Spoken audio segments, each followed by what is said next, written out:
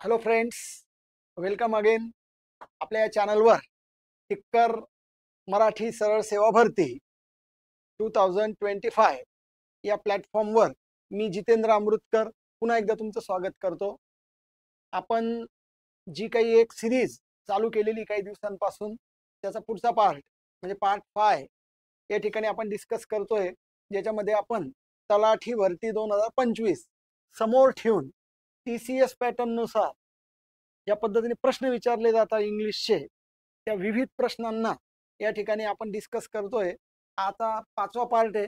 मागचे 4 पार्ट या ठिकाणी ऑलरेडी आलेले आहेत, ते तुम्ही वॉच करा. जर वॉच केले नसतील तर नक्कीच ते फायद्याचे आहे.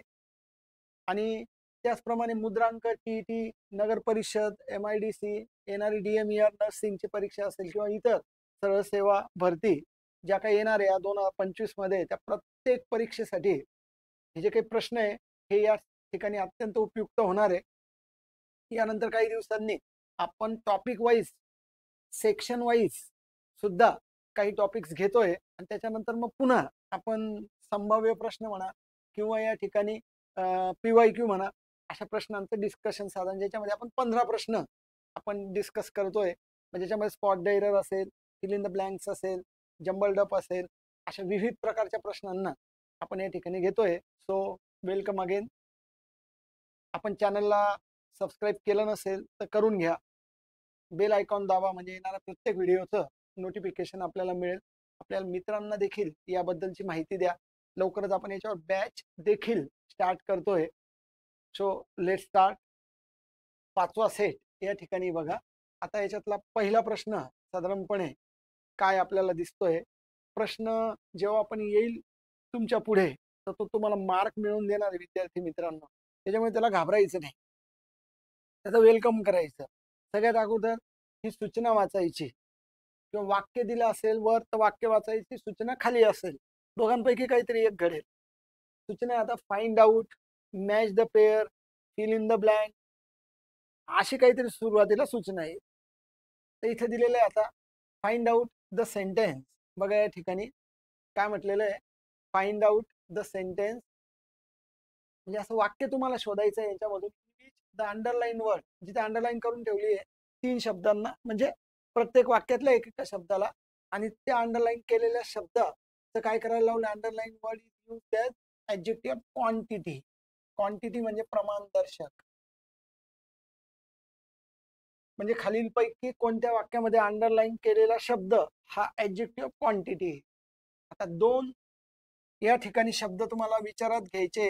एक आहे ॲडजेक्टिव्ह ऑफ क्वांटिटी. आता जेव्हा आपण असं क्वांटिटी येईल ना, तेव्हा ते अनकाउंटेबल नाऊन असेल, लक्षात घ्या. अनकाउंटेबल नाऊन म्हणजे या रेषेनंतर ज्याला आपल्याला ॲडजेक्टिव्ह ओळखायला लावलंय, तर याच्या नंतरचं नाऊन हे जर अनकाउंटेबल असेल, अनकाउंटेबल किंवा मटेरियल प्रकारचं असेल, तर समजून घ्यायचं आपल्याला क्वांटिटी आयडेंटिफाय करायचंय, जे क्वांटिटी त्यांनी आपल्याला ओळखायला लावलंय. आता यालाच एक ॲडजेक्टिव्हचा अजून प्रकार आहे जो विचारात घ्यायला लागेल, तो म्हणजे adjective of number.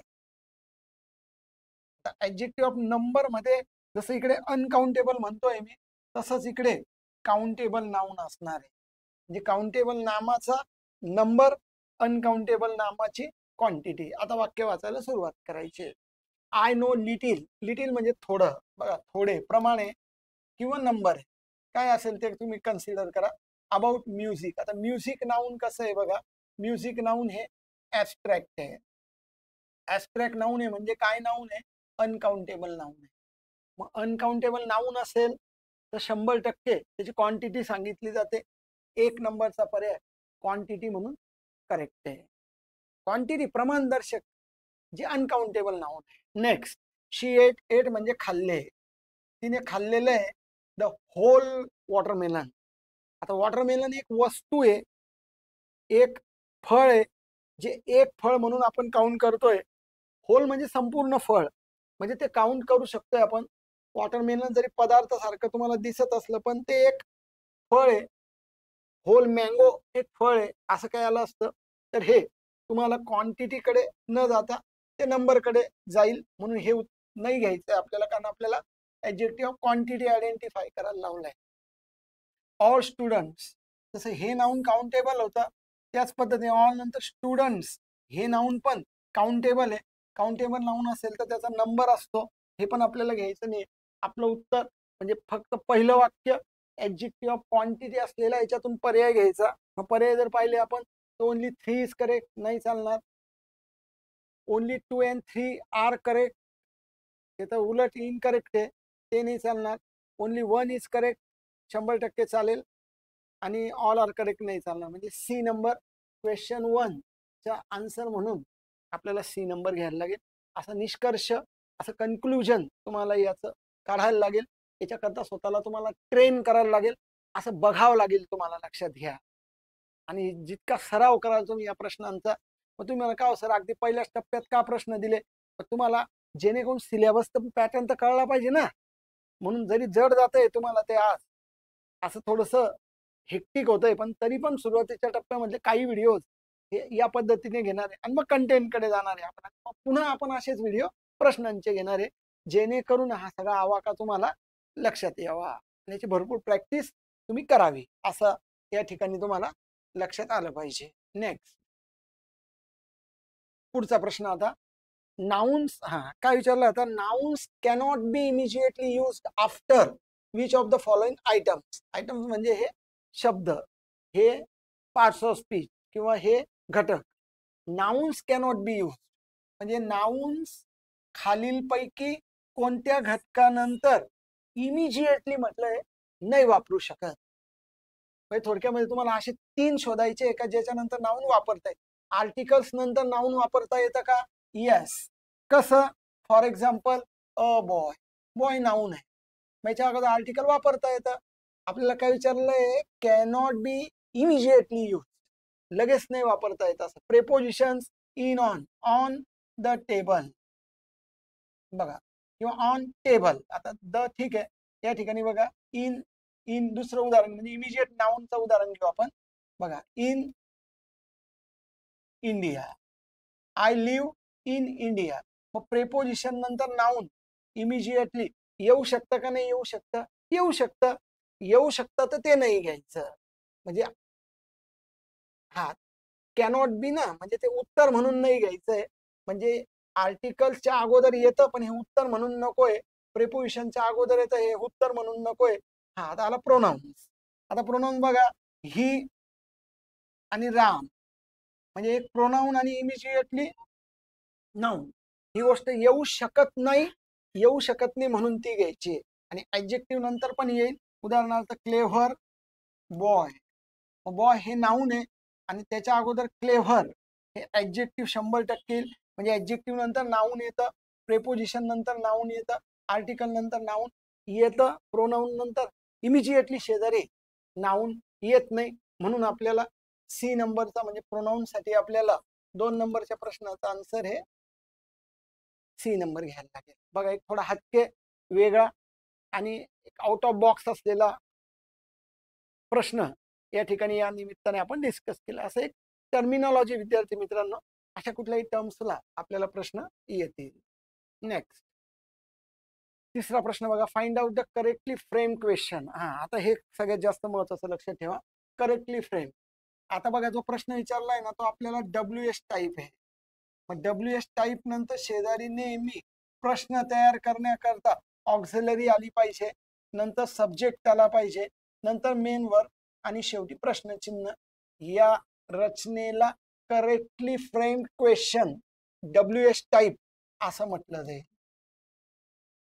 WH type म्हणजे कधी पण लक्षात घ्या, तुम्हाला व्हेनने प्रश्न तयार करायचा, व्हेन ऑक्झिलरी वर्ब घ्यायची, आर यू गोईंग आणि इतर वाक्य टू स्कूल. हे प्रश्न तयार करणं योग्य आहे. व्हेन आर यू गोईंग हे करेक्ट आहे. व्हेन यू आर गोईंग, बघा असा जर कोणी प्रश्न तयार करत असेल व्हेन यू आर गोईंग तर हे गलत आहे. कारण WH वर्ड नंतर आपल्याला शेजारी ऑक्झिलरी वर्ब पाहिजे. याला सेंटेन्स स्ट्रक्चरच्या शी रिलेटेड हा प्रश्न आहे, ज्याच्यावर नेहमी प्रश्न येऊ शकतात. तो WH word, WH word, WH word, WH word correct आहे. ऑक्झिलरी पाहिजे, इथे शी आलेला आहे सब्जेक्ट, हे चुकलंय. डीड ऑक्झिलरी आहे, ऑक्झिलरी आहे, ऑक्झिलरी आहे.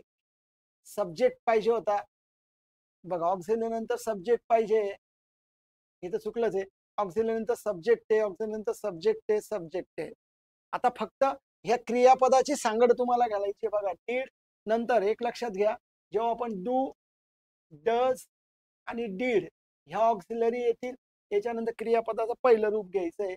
इथे डीड आलेला आहे, हा लॉस्ट आहे, हा V2 आहे, लक्षात घ्या. म्हणून हे वाक्य चुकलं. तर डीड नंतर V1 पाहिजे आपल्याला, लूज शब्द पाहिजे, त्याच्यामुळे हे वाक्य चुकलं. हॅज नंतर V3 पाहिजे, लॉस्ट हा V3 आहे, त्याच्यामुळे हे बरोबर येईल. आणि why is she lost, is lost हे वाक्य पॅसिव्ह व्हॉइस झालं, आणि अशा पॅसिव्ह व्हॉइसची इथे गरज नव्हती, कारण तिचं टेम्पर म्हणजे तिचं संताप का होतोय अशा अर्थाने विचारले असल्यामुळे हे पण गलत होईल. सी नंबरचा पर्याय या ठिकाणी आपल्याला निवडायचा आहे. 3 नंबरच्या वाक्यासाठी आपण वाक्य रचनेच्या दृष्टीने काय योग्य येतं या पद्धतीने पॅटर्न पाहिला तर सी नंबरच्या आन्सरला तुम्हाला फॉलो करावं लागेल. क्लिअर?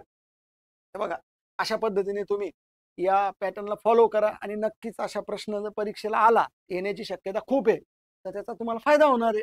हेच तर आपण तुमच्याशी शेअर करतोय, है ना, लक्षात घ्या. म्हणजे नेक्स्ट पुढचा प्रश्न बघा. आता रिप्लेस, मी तुम्हाला सांगितलं या पहिल्या शब्दाला टार्गेट करायचं. Match the pair, find out, replace, हे असे शब्द रिप्लेस करा. आता the underline phrase with adverb clause of manner. काय विचारलंय आपल्याला? ऍडव्हर्ब क्लॉज ऑफ मॅनर, म्हणजे जी अंडरलाईन केलेली जी फ्रेज आहे, अंडरलाईन केलेले जे वर्ड्स आहे, याच्याकरता तुम्हाला ऍडव्हर्ब क्लॉज ऑफ मॅनर म्हणजे पद्धत, पद्धत, रीत असलेला तुम्हाला क्लॉज कव्हर करायचा आहे. याच्या बदल्यामध्ये इकडे पूर्ण वाक्य तयार करून दिलंय तुम्हाला. So she dance like a professional dancer, ती नाचते, लाईक म्हणजे च्या सारखी, अ प्रोफेशनल डान्सर, प्रोफेशनल म्हणजे एक पद्धतीचा जो एक व्यावसायिक आहे त्या पद्धतीचा डान्सर सारखं काय करते तर ती नाचते. आता बघा, she danced, she dance like a professional, she dance as if she was. आता अजून एक लक्षात ठेवा, जेव्हा इथे असं कंपॅरिझन येईल ज्याच्यामध्ये as if, as though, if असे कंजंक्शन येऊन पुढे एखादी गोष्ट हायपोथेटिकल मानली असेल, एखादी गोष्ट हायपोथेटिकल, हायपोथेटिकल म्हणजे गृहीत धरले, ती अशी नसते जशी काही, तर इकडे जो सब्जेक्ट आहे यानंतर वेअर वापरला जाईल, वॉज वापरला जाणार. ही गोष्ट लक्षात घ्या. म्हणून इथे वॉज चुकीचा आहे, कारण ती होती बुवा असं नाही, होती नाही, ती जशी काही ती आहे, होती म्हणजे ती पूर्वी होती ना आता नाही असं नाही, त्यामुळे इथे was. She dance as if she is नाही येणार, she dance as if she were असं घ्यायला लागेल. She dance as if she has been असं पण नाही चालणार. सी नंबर या ठिकाणी 4 नंबरच्या प्रश्नाचं उत्तर तुम्हाला सी नंबरचं या ठिकाणी निवडायचं आहे, ही गोष्ट लक्षात ठेवा. मग शी डान्स, ती नाचली, जशी काही शी वेअर अ प्रोफेशनल डान्सर. इथे हॅड बीन पण चाललं असतं तुम्हाला, शी हॅड बीन असं पण चाललं असतं, पण मग हॅज बीन नको. शक्यतो वेअर हे जास्त हायपोथेटिकल म्हणून येण्याची शक्यता आहे. क्लिअर? बघा या पद्धतीने तुम्हाला बघा रिप्लेसचा प्रश्न आहे, फिल इन द ब्लँकचा प्रश्न आहे ना, हे सगळे तुम्हाला TCSच्या पॅटर्न मध्ये विद्यार्थी मित्रांनो हे लक्षात घेण्याचा तुम्ही प्रयत्न कराल, है ना. मागच्या अनेक परीक्षा ज्या आपण पाहतो ना विद्यार्थी मित्रांनो, तर त्याच्यामध्ये या पद्धतीला पॅटर्नला फॉलो या ठिकाणी केलं जात आहे. आणि मी जे आहे तर महाराष्ट्रातल्या विविध नामांकित क्लासेसला शिकवत असतो, आणि तो जो काही माझा अनुभव आहे जवळपास 15-20 वर्षापासून मी या फील्डमध्ये, आणि या गोष्टीचा तुम्हाला नक्कीच फायदा होईल. तुम्ही फक्त अभ्यास करत राहा, सगळे पॉइंट्स काढत राहा, आणि परीक्षा येण्याची नका वाट बघू. आतापासूनच तुम्ही तुमचं पॅटर्न, तुमचं स्ट्रक्चर व्यवस्थित तयार करा आणि अभ्यास करत राहा, म्हणजे मग तेव्हा घाई नाही होणार. नाही तर ऍड येईल आणि लगेच मग काही दिवसात परीक्षा असेल तर तुम्हाला तो त्रास होऊ शकतोय. ठीक आहे, तर अभ्यास करत राहा, काही टेन्शन नाही. फाइंड आउट, आता फाइंड आउट म्हटलं ग्रॅमॅटिकली करेक्ट सेंटेन्स, म्हणजे करेक्ट सेंटेन्स नेहमी प्रश्न आहे ना, त्याच्यामध्ये बघा अ ग्लोरियस इनिंग्स वॉज, म्हणजे हा जो टॉपिक आहे ना, हा सब्जेक्ट प्लस वर्ब ऍग्रीमेंटचा आहे. सब्जेक्ट प्लस वर्ब ऍग्रीमेंट, म्हणजे दोन्ही योग्य आहेत का?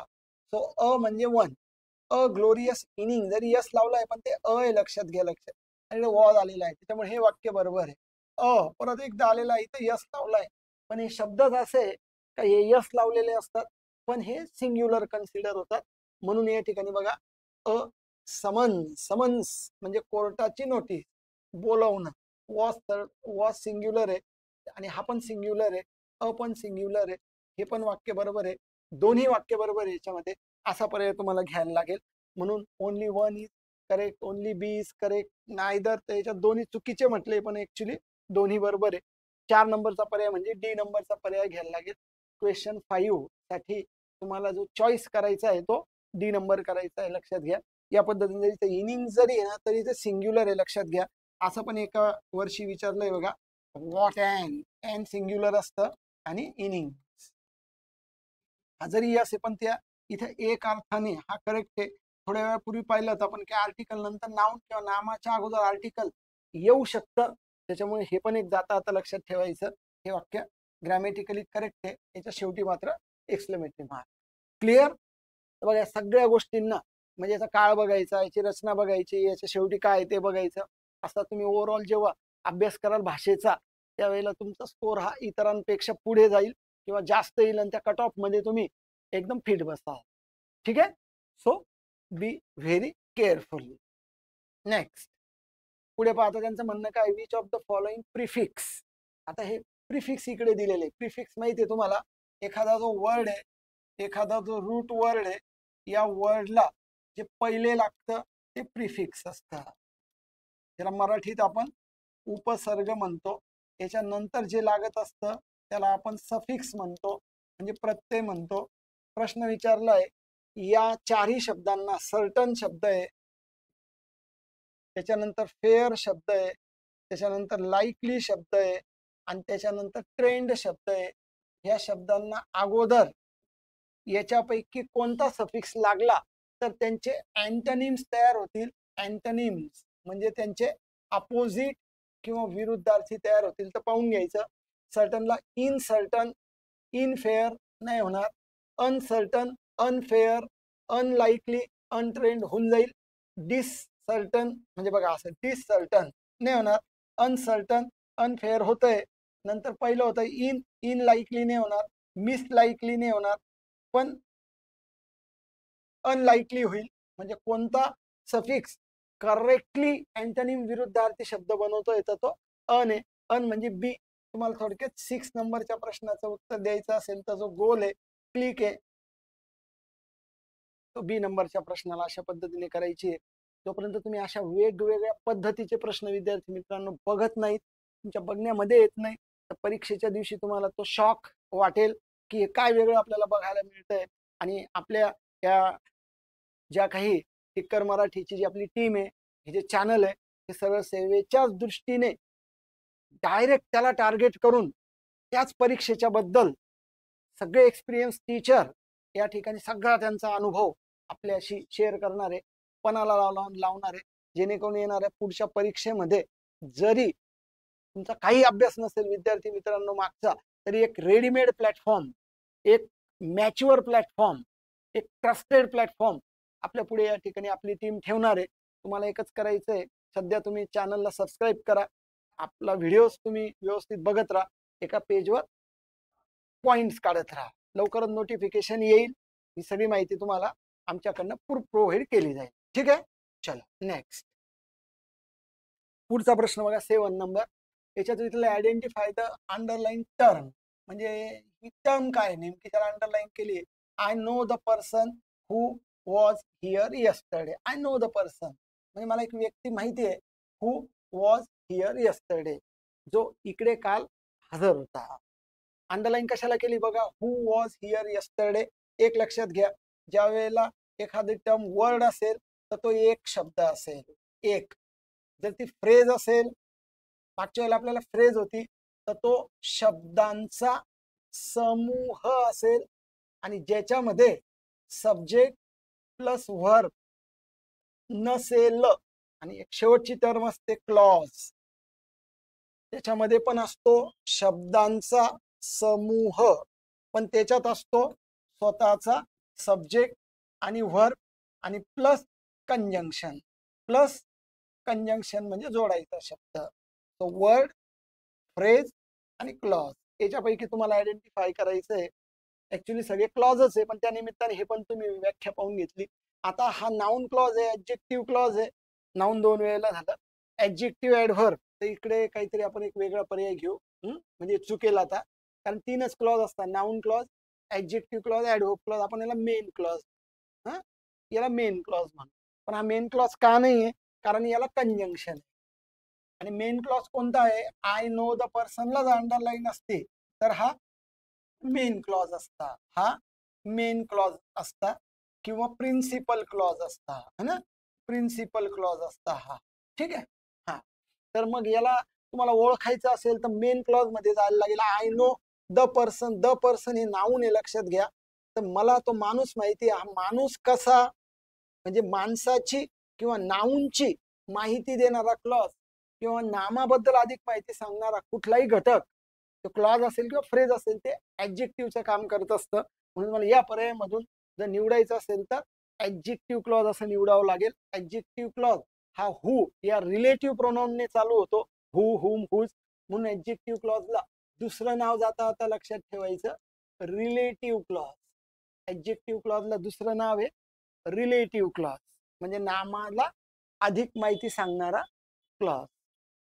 क्लिअर? तर बघा, अशा पद्धतीने तुम्ही या प्रश्नाचं उत्तर हे बी नंबरचं कव्हर करा.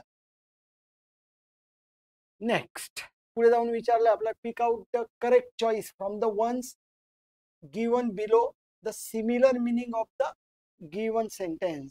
म्हणजे या अख्ख्या वाक्याचं वाक्य सिमिलर मिनिंग असलेलं वाक्य बाजूला निवडायचं आहे. म्हणजे एक वाक्य दिलंय, हे एक सेंटेन्स आहे, आणि या सेंटेन्सचं मिनिंग असलेलं सेंटेन्स तुम्हाला सांगायचं आहे. 2 सेंटेन्सेस अलग अलग, पण त्यांचा मिनिंग तुम्हाला सेम पाहिजे. मिनिंग सेम पाहिजे. पहिले वाक्य वाचूया.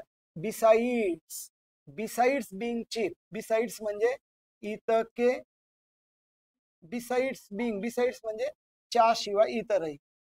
बिसाइड्स म्हणजे या शिवाय इतरही. So besides being cheap, cheap म्हणजे स्वस्त असून देखील. This shoes are durable, durable म्हणजे टिकाऊ. म्हणजे स्वस्त असून देखील हे शूज टिकाऊ आहेत. म्हणजे हे दोन्ही आहेत. म्हणजे हे शूज त्या ठिकाणी चीप पण आहेत आणि हे शूज ड्युरेबल पण आहे. आणि अशाच दोन्ही गोष्टी कव्हर होतील या पद्धतीचं वाक्य बघा. So this shoes are neither cheap nor durable. Neither nor म्हणजे 2 पैकी 0. हे 2 पैकी दोन्ही लक्षात घ्या. This shoes are either cheap or durable. Either or 2 पैकी एक आहे. हे 2 पैकी दोन्ही आहेत, कारण त्या ठिकाणी बिसाइड्स म्हणजे च्या शिवाय इतर. This shoes are both. हा, बोथ म्हणजे दोन्ही, दोन्ही आहेत ते. This shoes are more cheap than durable. नाही, असं चीप पेक्षा ते ड्युरेबल आहे असं काही, दोन्ही आहेत ते. दोन्हींचा पर्याय म्हणजे सी नंबर घ्यायला लागेल. बघा, एक सुंदर प्रत्येक प्रश्न किती इंटरेस्टिंग आहे. मला तर इतकं इंटरेस्टिंग वाटतंय ना, तुम्हाला पण इंटरेस्ट येत असेल. आणि इंटरेस्ट पेक्षा पण हा आपल्याला पुढे जाऊन मार्क मिळवून देणार आहे, ही गोष्ट तुम्ही लक्षात घ्या. म्हणून वेगवेगळ्या प्रकारचे प्रश्न या सगळ्या या सिरीज मधून आपण, आपली टीम, आपले चॅनल आपल्या पुढे ठेवण्याचा प्रयत्न करत आहे. आणि खरोखर तुम्हाला आमची तळमळ आणि आमची मेहनत, आमची योग्यता वेळोवेळी लक्षात येते. पटतंय तुम्हाला, यार केलं पाहिजे. मस्त पद्धतीने सगळं कव्हर होतंय. फक्त वॉच करत राहा, पॉइंट्स बनवत राहा, हे मी तुम्हाला वेळोवेळी सांगतोय. चला नेक्स्ट, पुढचा प्रश्न बघा आता. Find out grammatically correct sentence from the options given. Options दिलेले आहे, तिथून तुम्ही काय करा, करेक्ट वाक्य शोधून काढा. म्हणजे डायरेक्टच ऑप्शन इथे बघा. This is more useful than that. This is more useful than that. युजफुलचं स्पेलिंग मोठं आहे, फुल त्याला पहिलेच प्रत्यय लागलाय, तर मोर युजफुल म्हणणं करेक्ट आहे. पहिलेच वाक्य करेक्ट आहे. बाकीचे का चुकले बघा. This is युजफुलर. युजफुलर. डेंजरस असेल तर डेंजरसर असं नाही होणार. स्पेलिंग मोठं आहे, लक्षात घ्या. तो ब्युटिफुल स्पेलिंग आहे, डेंजरस स्पेलिंग आहे. ज्याला ऑलरेडी OUS आणि फुल सफिक्स लागले तर यांना मोर पहिले लावा लागेल आपल्याला. तो मोर ब्युटिफुल, मोर डेंजर. म्हणून हे ब्युटिफुलर असं म्हणणं चुकीचं आहे. This is more easy than useful. This is more easy than useful. This is more useful than that.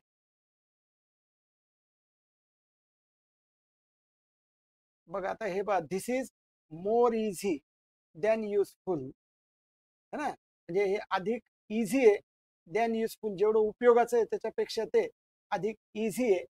तर हे त्याला आपण इझियर करू, म्हणजे हे चुकून जाईल. मोर इझियर करा, म्हणजे मोर पण इयर IR योग्य आहे. म्हणजे दोन दोन या ठिकाणी म्हणजे मोर पण लागला आहे समजा. म्हणजे बिझी शब्द आहे.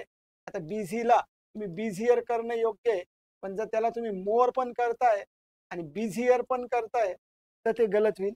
म्हणून याला आपण गलत करूया. दिस इज इझियर दॅन युजफुल. पण या ठिकाणी दोन विशेषणांची तुलना केली आहे, त्याच्यामुळे मग या ठिकाणी इथं मोर इझी असतं जसं हे वाक्य होतं तर ते करेक्ट झालं असतं. पण हे वाक्य आपल्याला दोन घटकांची तुलना करायची आहे. This is more useful than that असं म्हणायचं आहे. बघा, दिस इज मोर युजफुल, हे धिस आहे. Is more useful than that, हे दॅट आहे. म्हणजे दोन वेगवेगळ्या घटकांची तुलना करताना एका याला आपल्याला मोर युजफुल असं म्हणायचं आहे आणि नंतर मग दॅन म्हणायचं आहे. ठीक आहे. या पद्धतीची रचना असलेले करेक्ट वाक्य जर आपल्याला शोधायचं असेल तर ते अर्थातच 1 नंबरचं वाक्य हे 9 नंबरच्या प्रश्नासाठी आपण कव्हर करूया. ठीक आहे. डिग्री आणि ऍडजेक्टिव्ह या दोन्ही टॉपिकला हे हा प्रश्न कव्हर करत होता. नेक्स्ट पुढचा प्रश्न बघा. Find out the part of the sentence containing error. हा नेहमी येणारा प्रश्न आहे, जो नेहमी तुम्हाला येईल. लाडका टॉपिक आहे, स्पॉट द एरर. टॉपिक आहे एरर फाइंडिंग असं म्हटलं तरी चालेल, किंवा स्पॉट द एरर. ज्याच्यावर एक प्रश्न नेहमी येणार आहे, व्हेन आय वॉज रनिंग. बघा, व्हेन आय वॉज रनिंग म्हणजे क्रिया लॉंग पास्ट मधली. व्हेन आय वॉज रनिंग, जेव्हा मी पळत होतो. आय हर्ड, हर्ड अचानक झालेली क्रिया आहे, सिंपल पास्ट आहे, जे करेक्ट दिसतंय. नॉईज अँड सॉ, स्मोक. परत सॉ, हा V2 आहे, हा V2 होता, हा V2 इथपर्यंत करेक्ट आहे. स्मोक, हा हे बघा आता काय आहे, रायझिंग फ्रॉम हर्ट्स. आणि मग शेवटी नो एरर म्हटली तर फुल स्टॉप घेऊयात आपण. हा, तर इथे RAISING ना, रेझिंग झालं. आपल्याला रायझिंग पाहिजे. आपल्याला काय पाहिजे शब्द, रायझिंग. रायझिंग म्हणजे बाहेर येणे है ना. आणि हा जो शब्द होता हे रेज आहे. रेज, रेज म्हणजे काय, तर वाढवणे है ना, संगोपन करणे. तर हा RAISING झाला. आपल्याला पाहिजे RISING. राईज, रोज, रायझन असे जे 3 रूप आहे.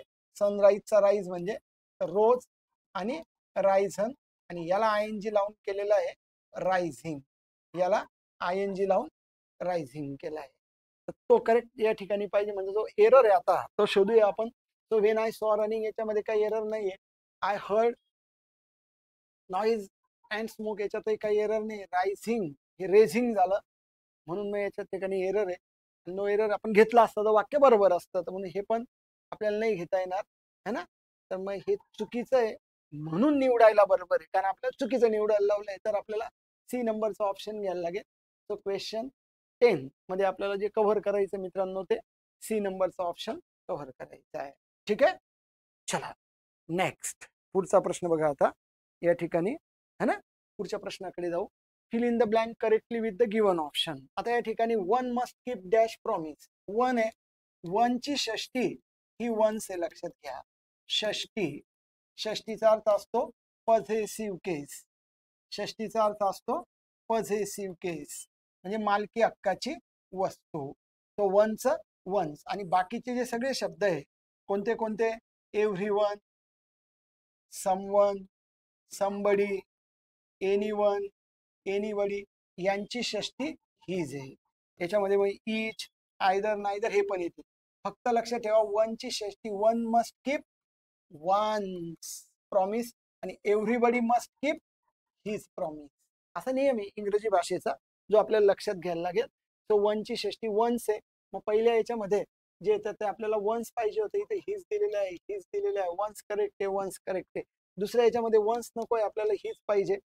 4 नंबरचा ऑप्शन आपल्याला चूज करायला लागेल. सो क्वेश्चन 11चा आन्सर जर घ्यायचा असेल आपल्याला तर ते डी नंबरचं करेक्ट ठरेल. ओके, तर बघा या पद्धतीने तुम्ही हा प्रश्न कव्हर करायला पाहिजे. नेक्स्ट आता विचारलंय आपल्याला, फक्त विचारलंय identify the type of sentence. मागे identify the type of clause होतं बघा, identify the type of item असं म्हटलं होतं. आता इथे डायरेक्ट अख्खं वाक्य कोणत्या प्रकारचं आहे, पूर्ण वाक्याला नीट बघायचं. The biggest waste of time in is working hard on wrong things. सगळ्यात जास्त वेस्ट ऑफ एनर्जी काय माहितीये का, टाइम एनर्जी जे असेल फालतू वेळ आणि एनर्जी वाया जाते जर आपण रॉंग थिंग्स वर काम करत राहिलो तर. चुकीच्या गोष्टीनं काही मुलं अभ्यास करताना सुद्धा चुकीचे पुस्तकं वाचून काढतात. चुकीचे म्हणजे जे त्या परीक्षेच्या कामाचे नाही आणि ते वाचून काढतात, तर त्यांचं त्या ठिकाणी एनर्जी पण वाया जाते, वेळ पण वाया जाते. असं प्रकारचं वाक्य आहे. वाक्यांचे बघा सेंटेन्सचे आपल्याला 3 टाईप्स लक्षात ठेवायचे. एक म्हणजे सिंपल सेंटेन्स लक्षात ठेवायचं, सिंपल सेंटेन्स. दुसरं लक्षात ठेवायचं कॉम्प्लेक्स सेंटेन्स. तिसरं लक्षात ठेवायचं कंपाऊंड सेंटेन्स. काय असतं बघा, सिंपल सेंटेन्स म्हणजे हे केवल वाक्य असतं, कॉम्प्लेक्स सेंटेन्स हे मिश्र वाक्य असतं, कंपाऊंड सेंटेन्स हे संयुक्त वाक्य असतं. हे जे केवल वाक्य असतं याच्यामध्ये ओनली वन क्लॉज असतो, म्हणजे नो कंजंक्शन, नो कंजंक्शन, फक्त एकच क्लॉज असतो. याच्यामध्ये 2 क्लॉज असतात, एक मेन क्लॉज, एक सब क्लॉज असतो आणि जोडण्याकरता जे असतं ते सबऑर्डिनेटर कंजंक्शन असतं. कंपाऊंड मध्ये पण 2 क्लॉज असतात, कंपाऊंड मध्ये पण 2 क्लॉज असतात. एक मेन क्लॉज असतो आणि दुसरा हा कोऑर्डिनेटिंग क्लॉज असतो. आणि याचा जोडण्याकरता जे कंजंक्शन असतं हे कोऑर्डिनेटर कंजंक्शन असतं. आता तुम्ही हे वाक्य पाहिलं, the biggest waste of time, याच्यामध्ये एकच सब्जेक्ट आहे आणि एकच वर्ब आहे, कंजंक्शन नाहीये. हे वाक्य सिंपल सेंटेन्स आहे. हे वाक्य सिंपल सेंटेन्स आहे. सिंपल सेंटेन्स 1 नंबरच करेक्ट आहे. 12 नंबरच्या प्रश्नाचं उत्तर 1 नंबर 100% घेऊन टाका. कॉम्प्लेक्स नाहीये, कंपाऊंड नाहीये. आणि इम्परेटिव्ह म्हणजे आज्ञार्थी वाक्य असतं ज्याची सुरुवात मेन व्हर्बने होते, म्हणजे गो, गेट आउट, हे सगळे वाक्य मेन व्हर्बने चालू होतात म्हणून ते इम्परेटिव्ह आहे. पण ते तर द बिगेस्ट वेस्टने चालू होतंय म्हणजे सब्जेक्ट व्हर्बने चालू होतंय, त्याच्यामुळे त्या वाक्याला आपल्याला इम्परेटिव्ह म्हणता येणार नाही. ते वाक्य सिंपल आहे, लक्षात घ्या, म्हणजे एकच सब्जेक्ट आणि एकच व्हर्ब असलेलं वाक्य आहे. क्लिअर. असा थोडासा किचकट वाटतो हा प्रकार, पण किचकट नाहीये. स्ट्रक्चर आहे, शेवटी सगळं स्ट्रक्चर आहे, टर्म्स आहे, टेक्निक्स आहे. या टेक्निक्स, या ट्रिक्स, या सगळ्या छोट्या छोट्या गोष्टी तुम्ही वेळोवेळी कलेक्ट करा, नक्कीच तुम्हाला या गोष्टीचा फायदा होईल. ठीक आहे, क्लिअर. चला पुढे, पुढच्या प्रश्नाकडे जाऊ. 13 नंबरचा प्रश्न आहे आता. If you are procrastinating on something, जर तुम्ही एखाद्या गोष्टीवर प्रोक्रॅस्टिनेटिंग करताय, work on it for just 2 minutes, फक्त त्याच्यावर थोडंसं 2 मिनिटं तुम्ही काम करा, तुम्हाला त्या ठिकाणी त्याचं फळ मिळेल. आता विचारलंय आपल्याला प्रोक्रॅस्टिनेटिंग, प्रोक्रॅस्टिनेटिंग चा मिनिंग विचारलाय आपल्याला. प्रोक्रॅस्टिनेटिंग म्हणजे जर आता याचा मिनिंग माहित असावं लागेल.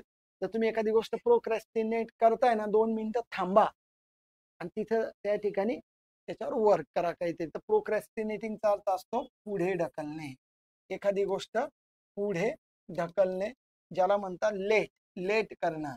एखादी गोष्ट लेट करणं म्हणजे डिले करणं. काय करणं? डिले करणं. तोच त्याचा अर्थ शोधायचा. आता लाइकिंग नाहीये, हेटिंग नाही, हेटचा अर्थ तर तिरस्कार करणे होतं. कन्फ्युजिंग म्हणजे तर गोंधळ करून टाकणे असं होतं. आणि डिलेइंग म्हणजे उशीर करणं असं होतं. डिले, प्रोक्रॅस्टिनेटिंग.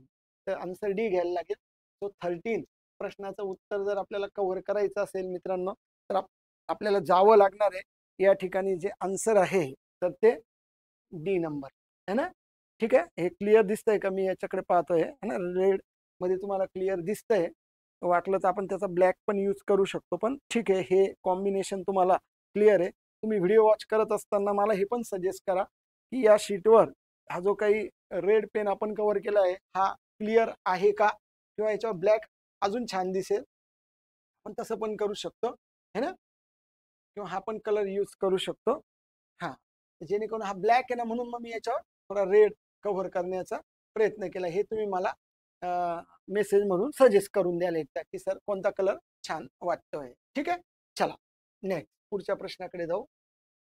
14 नंबर मध्ये डबल फिलर आहे बघा. मागे तुम्हाला सांगितले काही प्रश्न सिंगल फिलरचे, तर काही प्रश्न हे डबल फिलरचे, पण दोन वेगवेगळे वाक्य नाही, एकाच वाक्यामध्ये दोन फिलर आहे. आणि म्हटलंय त्यांनी हे प्रेपोजिशन संबंधित आहे.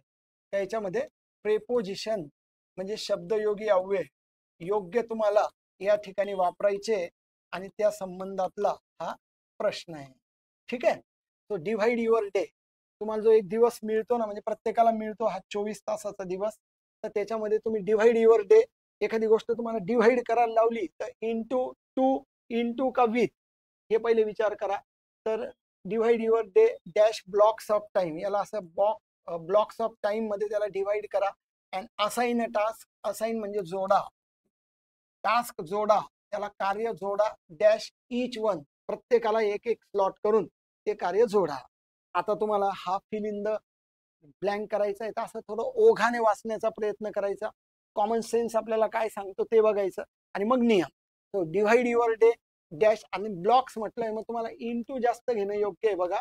Into, into, to divide your day into blocks of time, वेगवेगळ्या ब्लॉक्स मध्ये त्याला डिव्हाइड करा. And assign a task to each other, with each other नाही तर असाइन टू, ही एक फ्रेज आहे जी फिक्स प्रेपोजिशन असलेली आहे. असाइन टू या पद्धतीने, म्हणून तुम्हाला एक नंबरच्या पर्यायाकडे जायला लागेल. एक शब्द बोललो मी आता, फिक्स्ड प्रेपोजिशन्स, हे पण तुम्ही पुस्तकामध्ये बघून घ्या. काही असे फिक्स, जसे मी तुम्हाला मागे पण बोललो होतो की अफ्रेड आला, त्याच्यानंतर ऑफ येणं, हे फिक्स्ड प्रेपोजिशन आहे. याच्यावर पण तुम्हाला प्रश्न विचारले जाऊ शकता. याच्यावर वाटल्यास एक व्हिडिओ आपण नंतर पण बनवून टाकू. ठीक आहे, पुरतं मात्र तुम्ही एवढं लक्षात घ्या. नेक्स्ट पुढे बघा आता, मीटिंग विदाउट एजेंडा. हा, इथं क्रियापद घेऊ आपण, इज वेस्ट डॅश टाइम. परत एकदा हा फिल इन द ब्लँकचा प्रश्न आहे, आणि परत एकदा तुम्हाला योग्य शब्द या ठिकाणी टाकायचा आहे. आता प्रत्येक गोष्टीला काय असा नियम नियम नियम असं नाही विद्यार्थी मित्रांनो. काही ठिकाणी जेव्हा वाक्य तयार होईल तर योग्य शब्द हा त्या मिनिंगच्या दृष्टीने आणि वाक्य रचनेच्या दृष्टीने पण तुम्हाला यूज करावा लागेल.